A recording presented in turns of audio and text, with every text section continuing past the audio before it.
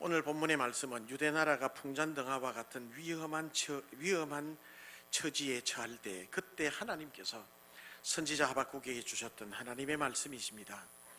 강대국이었던 아수르 나라가 기울기 시작합니다. 그러면서 서서히 바벨론 대제국이 신성같이 혜성처럼 떠오르기 시작을 합니다. 그래서 모든 나라들을 점령하고 잠식해 나갈 때 그럴 즈음에 유대나라 지도자들도 두려움 가운데 있었고, 뿐만 아니라 지도자들은 부패할 대로 부패했고 종교 지도자들 역시 자기 밥그릇 챙기기에 급급했습니다. 그래서 그 당시 이 하박국이 예언할 당시에 정치 지도자, 종교 지도자 할 것 없이 다 부정부패에 모두 타락해버리고 말았습니다. 지도자들의 부패는 백성들을 도탄에 빠지게 하는 것입니다. 결국 지도자들의 무능과 부패는 망국의 길로 치닫게 되었고, 하나님은 할 수 없어서 이 유대 나라를 바벨론 나라에게 넘겨주지 않으면 안 되었습니다. 나라가 흉흉하고 민심이 흉흉하고, 그래서 모든 사람들은 근심과 두려움에 빠져 있을 때 하박국은 높은 망루에 올라갔습니다. 하나님, 이 나라가 어찌 되려고 이랬습니까? 하고 간절히 구할 때 할 수 없어서 이 나라는 바벨론 나라에게 줄 수밖에 없다, 망할 수밖에 없다. 이 유대 나라의 멸망을 듣고 살이 벌벌 떨립니다. 그때 하나님께서 하박국에게 그렇게 말씀합니다. 그러나 나의 사랑하는 백성들, 믿음으로 살아야 한다. 믿음으로 살았다면 이런 일이 있을지 않았는데 지금부터라도 믿음으로 살아야 한다. 오직 나의 백성은 믿음으로 살아야 하리라. 어느 시대나 어느 때나 어느 나라나 어느 인종이나 누구든지 내 백성들은 믿음으로 살아야 하리라. 할렐루야. 이게 이 하박국이었습니다. 자, 그런데 오늘 본문의 말씀을 한번 보시면 하박국 3장 2절에 보시면 읽어봅니다. 시작. 여호와여, 내가 주께 대한 소문을 듣고 놀랐나이다. 여호와여, 주는 주의 일을 이 수년 내에 부응하게 하옵소서. 이 수년 내에 나타내시옵소서. 진노 중에라도 긍휼을 잊지 마시옵소서. 진노 중에라도 긍휼을 잊지 마시옵소서. 할 수 없어서 이 나라의 지도자들이 모두 부패하고 부정해서 바벨론 나라에 멸망당하지 않을 수 없노라. 그러나 70년 후에는 다시 돌아오게 하리라. 이런 말씀들을 다른 선지자들에게도 주시게 됩니다. 이런 말씀을 접했던 이 하박국은 주여, 주의 일을 부응케 해 주옵소서. 수년 내에 주의 일을 부응케 하옵소서라고 하나님 앞에 기도합니다. 여러분, 2019년도가 밝았고 2019년 새해 첫 시간을 우리가 예배를 드렸고 오늘 첫 주일을 맞아 하나님 앞에 예배를 드립니다. 원래 2019년의 총회 표가 영적 부흥으로 민족의 동반자 되게 하소서라고 정합니다. 한번 읽어보겠습니다. 앞에 보시고 시작. 영적 부흥으로 민족의 동반자 되게 하소서. 할렐루야. 자, 왜 이런 표현을 정하게 됐을까요? 우리 대한민국과 유대나라는 지정학적으로나 문화적으로나 정치적으로나 민족의 이 문화적 특성적으로나 너무너무 흡사하다고 그래요. 한국과 유대나라, 이스라엘 나라는 너무너무 흡사한 부분이 한두 가지가 아니라는 얘기를 참 많이 듣습니다. 외세 침략을 끊임없이 받았고 그러면서도 끈질기게 민족의 고유성을 지켜온 나라, 유대나라와 한국. 뿐만 아니라 유대나라는 하나님을 믿는 하나님 중심으로 살아온 사람들이었습니다. 뿐만 아니라 우리 대한민국은 모든 근대화의 시작은 하나님을 믿는 기독교로부터 이 대한민국의 근대화가 시작이 됐다는 사실입니다. 조선 말기 때 일본으로부터 강제 점령을 당하고 그래서 일제 강점기라고 합니다. 일제 강점기 36년 동안 국권을 빼앗겼습니다. 그때 이 조선 사람들은 뭐가 뭔지도 모르고 울분에 차 있었습니다. 이럴 때 어두운 이 땅에 발을 들여놓은 사람들이 선교사들이었습니다. 선교사들의 눈에 비친 이 조선 사람들은 그냥 불쌍한 사람들, 무지한 사람들, 어리석은 사람들, 뭐가 뭔지도 모르는 민족들, 이렇게 그들의 눈에는 비쳤을 따름입니다. 우리 교회 수첩, 교회 요람에 보면 윌리엄 베어더 선교사가 1893년도에 한국에 들어와서 부산에서 대구에서 상주에 와서 일주일 동안 머물게 돼요. 1893년도에. 그러면서 복음을 전하고 또 이 신앙서적을 판매하기도 하고 그때 약 한 2만 명 이상의 상주 사람들을 만나게 돼요. 그래서 1893년 4월 26일 수요일 밤 낙동에서 하룻밤을 지나면서 기록한 그의 일기가 있어요. 그의 일기를 잠깐 이렇게 발췌해보면, 이들은 먹고 사는 것 외에 다른 아무런 관심이 없는 것이 분명하다. 사람들은 나무 밑에 삼삼오오 모여 앉아 조선이 일본과 중국의 속국이 되어 간다 하며 애석해하고 애통해한다. 오늘날 이 백성의 우둔함과 어리석음이 이러한 결과를 낳았고 초래했다고 마음 아파했다. 그들은 눈이 있어도 볼 수가 없고 귀가 있어도 듣거나 이해할 수 없는 것 같다. 이들에게 뭔가 가르치는 유일한 방법은 이러한 사실을 깨닫도록 주입해 주는 방법밖에 없는 것 같다. 참으로 안타까운 백성들이다. 이들은 다른 언어는 전혀 모른다. 하나님께서 이들을 구원해 주시기를 소망할 뿐이다. 1893년 4월 26일 낙동에 하룻밤 자면서 윌리엄 베어더 선교사의 일기장에 이 나라를 바라보면서 그렇게 기록했던 것입니다. 이렇게 조선 땅에 들어온 서양 선교사들, 조선 땅에 들어와서 병원을 지었습니다. 환자를 치료해 주었습니다. 학교를 지어서 문명을 퇴치했습니다.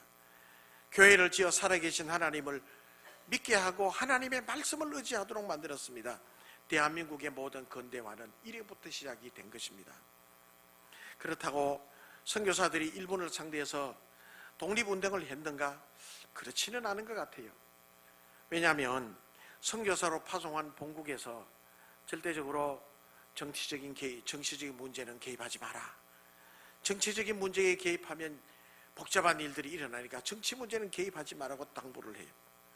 그러나 교회가 핍박을 당하고 성도들이 박해를 당하고 일제 항거하다가 많은 성도들이 죽어나갈 때 선교사들도 함께 순교의 피를 흘린 사람이 한두 사람이 아니었습니다.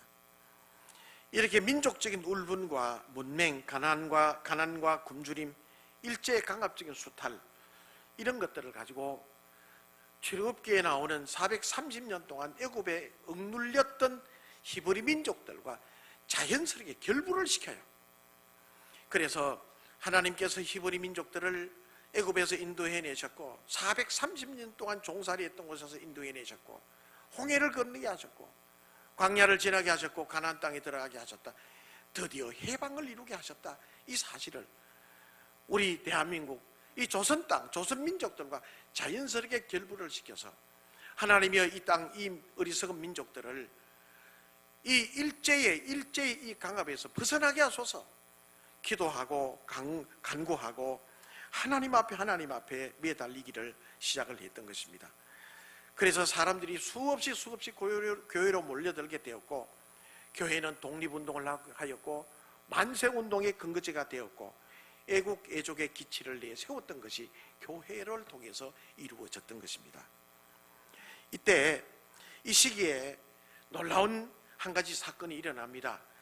1907년 평양 장대현 교회라고 하는 자그마한 교회, 여기에서 성령의 뜨거운 은혜를 체험하게 돼요.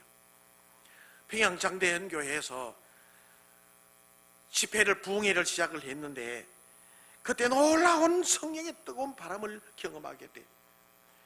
여기에서 일어났던 이 성령의 뜨거운 역사는 전 조선 땅을 성령으로 불붙어 오르게 했어요. 그래서 이 조선 땅은 뜨거운 도가니로, 성령의 도가니로, 은혜의 도가니로 빠져들게 됐습니다. 그러므로 지금의 이 대한민국의 모든 것은 기독교를 통한 성령의 역사에 의해 이루어진 것이며 교회와 성령을 떠나서는, 기독교회와 성령의 역사를 떠나서는 한국의 근대화를 생각할 수가 없는 것입니다. 역사를 보면 그래요. 민경배 교수가 쓴 한국교회사를 읽어보면 더더욱 상세하게 그것이 나와. 교회사를 읽어보면 상세하게 나와. 한국의 근대화는 기독교의 역사를 떠나서는 이해가 안 되고 있을 수도 없는 일이라고 얘기를 합니다. 그래서 한때 남한 인구 4천만 중에 천만 명이 기독교인이라고 통계했던 적이 몇 년 전에 있었어요. 남한에 4명, 길에 다니는 사람 4명 중에 1명이 기독교인이라고 엄청난 역사를 이루었어요. 엄청난 역사를 이루었습니다. 지금도 대구에 가면 동산병원 뒤편에 의료 선교 박물관이라는 박물관이 있어요. 선교사들이, 의료 선교사들이 들어와서 그때 처음 썼던 여러 가지 청진기, 핀셋, 주사기, 그때 썼던 것들을 지금 박물관에 전시를 해두고, 그 옆칸에 가면 선교사들의 묘소가 있어요. 어른들의 묘소가 있는가 하면 선교사들의 어린 자녀들, 풍토병에 걸리고 영양실조에 걸리고 거기에서 죽은 선교사들의 자녀들의 묘까지도 잘 정비해 두었어요. 서울에 가면 양화진이라는 곳에 선교사들의 묘소가 있고, 전주, 광주, 여수, 순천 할 것 없이 전국적으로 선교사들이 조선 땅에 들어와서 여기서 희생하며 순교하였던 그 흔적들이 이 대한민국의 이 근대화의 뿌리를 이루었던 선교사들의 묘소들이 절비하게 있는 것을 보게 돼요. 심지어 어떤 선교사는 내게 1000개의 생명이 있다 하며, 내게 1000개의 생명이 있다 할지라도 조선 땅을 위해 바치겠나이다 라고 하는 묘비명도 기록해두고 있어요. 요즘에 그걸 많은 사람들이 보면서 큰 마음에 감동을 받고 은혜를 받아요. 대구에 의료 선교박물관이 있고 대구 제1교회가 있고, 그래서 이게 선교했던 많은 사람들이 청라 언덕에 푸른 눈의 선교사들 책도 나왔어요. 몇 년 전에 책도 나왔어요. 가만히 우리는 알지 못해도 수많은 선교사들이 왔다가 돌아가는 사람도 있고, 아니면 대부분이 이 조선 땅에서 여기에서 무덤에 묻혀 순교했던 것입니다. 전 세계 어디에도 이렇게 큰 하나님의 역사는 볼 수가 없었어요. 대한민국에서 일어났단 말이죠. 여러분들이 중학교를 졸업하고 고등학교를 졸업을 하고 심지어 대학까지 나온 분들, 이런 모든 신교육과 신문물들이 어디서 들어왔는가? 어느 사상, 어느 이데올로기가 우리에게 준 줄 알죠? 아니, 어느 정치적인 것들이 우리를 이렇게 이룬 것인 줄 알죠? 이 대한민국의 모든 이 근대화의 뿌리는 기독교예요. 선교사들이 학교를 짓고 대학을 만들고 중고등학교 미션스쿨을 만들고, 그때부터 시작해서 한국의 문명이 깨어지기 시작했고, 오늘 우리는 그 혜택을 받고 있는 것입니다. 할렐루야. 이게 교회의 역사예요. 한국의 역사는 교회의 역사예요. 기독교의 역사예요. 선교사들이 들어온 이후는, 이와 이전과 이후는 완전히 달라요. 선교사들이 들어온 이후는 모든 면이 바꾸고 달라지기 시작을 했어요. 오늘날 선진국에 진입을 했다고 얘기를 하잖아요. 이 모든 것들도 선교의 역사요, 기독교의 역사요, 교회의 역사란 말이죠. 할렐루야. 그런데 여러분, 이러던 교회가 언제부턴가 분위기가 달라지기 시작했다는 얘기 들리기 시작합니다.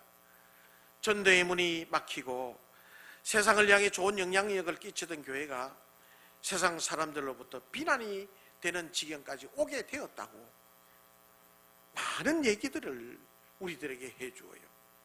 왜 이렇게 됐을까? 한때는 엄청난 영향을 가지고 있었고 엄청난 힘, 파워를 가지고 있던 이 기독교회가 요즘에는 이상하게 흘러간다는 얘기를 자꾸 듣습니다. 여러분, 이렇게까지 오게 된 데는 여러 가지 많은 이유가 있겠지만은 다 내부적인 일이라고 생각을 해요. 교회 내부 안에, 기독교 내부 안에. 한국 교회들은 그동안에 너무 나태했어요. 많이 부흥만 했다고 생각하고 자만했어요. 예배 드리는 것을 소홀히 했습니다. 영적으로 아니랬습니다. 영적인 긴장을 놓쳐버렸어요. 성령의 역사를 의지하기보다는 사람의 수단에 더 의지했어요. 하나님의 절대 주권을 의지하기보다는, 하나님의 말씀에 절대적으로 순종하기보다는 사람들의 눈치를 보고 사람들을 더 귀하게 여기고 정치적인 사상을 더 귀하게 여기면서 교회는 흔들리기 시작했다고 봐요. 여러분, 국가든 아니든 또 아니면 어떤 조직이든 어떤 모임이든 사람들이 모인 가운데는 외부적인 침략이나 외부적인 것으로 와해되거나 멸망되는 경우는 거의 없어요. 다 내부적인 일입니다.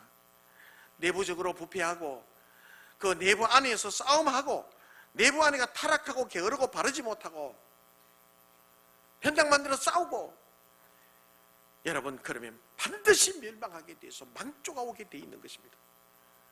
그동안 한국교회는 많은 문제점들을 노출했어요. 교회 안에 건전하지 못한 사상이 들어왔고, 기복신앙도 들어왔어요. 예수 믿기만 하면 복 받는다라고 이 기복신앙에서 고난도 있어요. 심지어는 이단과 사이비 암적 존재들이 교회들에 엄청난 타격을 주었어요.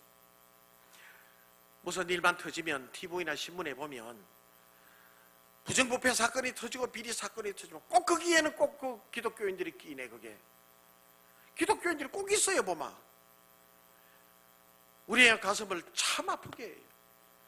거듭나지 못한 기독교인들, 예수 그리스도의 피로 보배로운 피로 거듭나지 못한 기독교인들, 정직하지 못한 기독교인들, 결국엔 부정부패 사건이 일어나고 세상 사람들 등을 돌리게 하는 교회가 오늘 되지 않았는가 생각을 해요. 뿐만 아니라 근자에 와서는 목회자 세습이라고 하는 대형 교회들의 이 안타까운 이런 일들로 인해서 교회, 주님의 몸된 교회들 엄청난 타격을 주게 되었던 것 같아요. 한때는 여러분 엄청난 영향을 끼쳤던 우리 기독교회가 이제는 오히려 적폐청산의 대상이라고 그래요. 교회가 적폐청산의 대상이라고 그래요.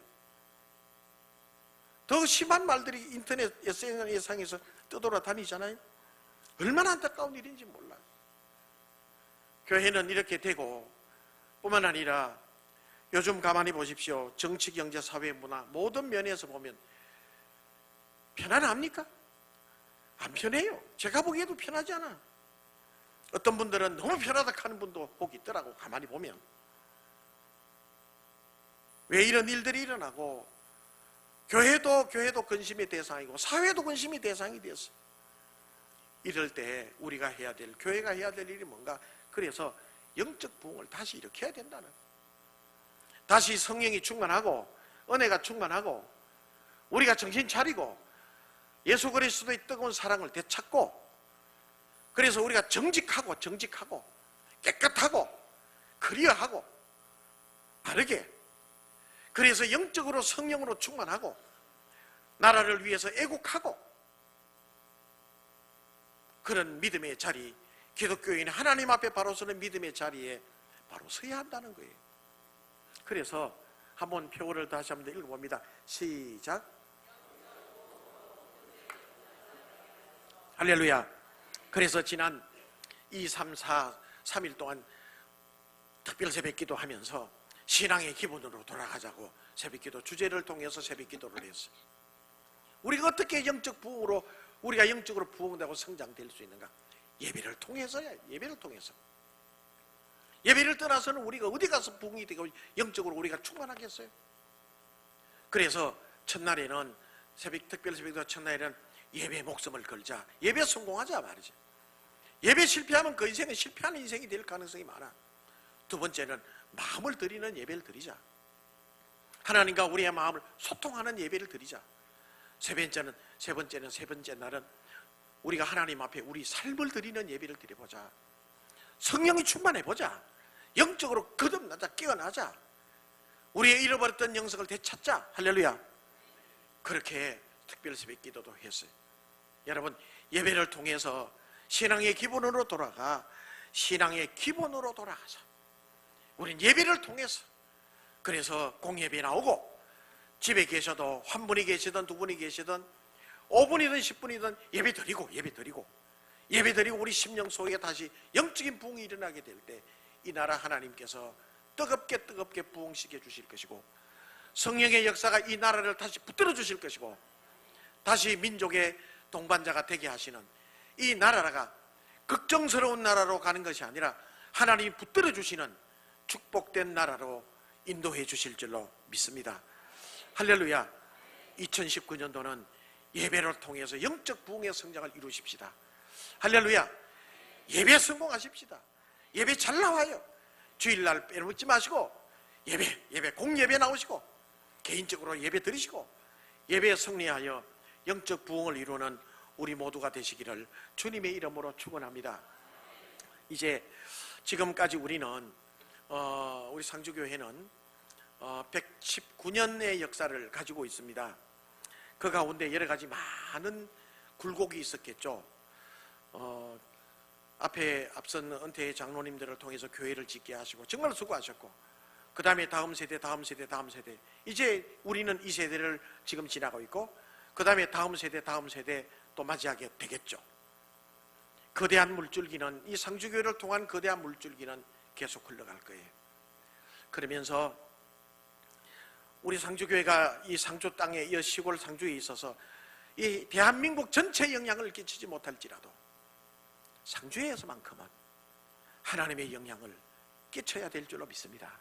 상주에만큼이라도 바르고 정직하게, 부정부패하지 말고 바르게 하나님이 기뻐하시는 모습으로 예배 자리에 나와서 예배 드리고 우리 심령이 뜨거워지고, 그래서 2019년 교회 정책 당회를 했고, 오늘 이 시간에는 간단하게 정책 당회한 내용을 교회 정책을 잠깐 여러분들과 소통하기를 원해요. 교회에서 뭘 하는지, 이게 아니라 원래 정책 당회 이런 일을 했고, 이렇게 할 때 여러분 모두 함께 우리는 소통이 되어서 하나님의 교회 중심으로 이 상주 땅에서 우리가 동반자가 되는 역사가 일어나야 될 줄로 믿습니다. 교회는 행정과 또 영성 모든 부분이 큰 물줄기로 흘러가요. 그래서 세세한 부분들은 그동안에 수정하고 또 해왔고 그렇게 쭉 해왔어요.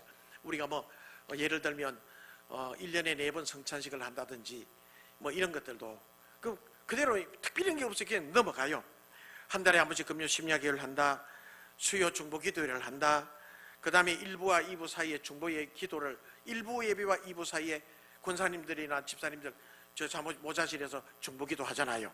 여러분 시간 되시 좀 일찍 오셔서 같이 1부와 2부 사이에 중보기도 해주시길 바래요. 그 다음에 항존직 수련회가 있고 교사 수련회가 있고 다양하게 매월 2번째 주일은 기간별 모임을 하고, 그 다음에 우리는 교육관을 지었고 식당을 리모델링했고 주차장을 확보했고, 이거는 하드웨어. 그래서 거대한 상주교회가 되었고, 지금 하나님 앞에 거대한 물줄기로 큰 강처럼 흘러가고 있어요.